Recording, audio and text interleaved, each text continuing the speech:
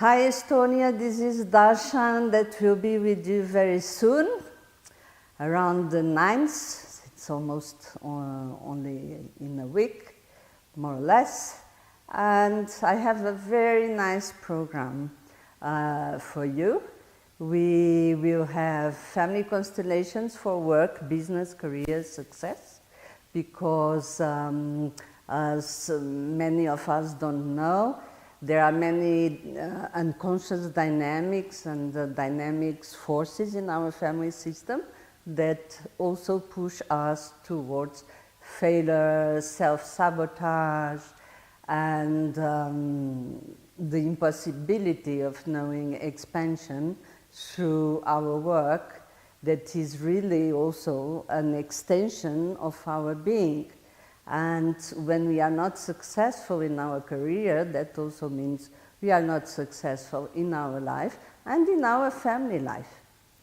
I know you all can relate to this if you have been knowing some difficulties in this field. The other program will take 5 months, 5 modules, and I like to call it Harry Potter School, as one of my students once called what I do when I work with the energy. So we are going to expand our abilities of working with the energy beyond your wildest dreams.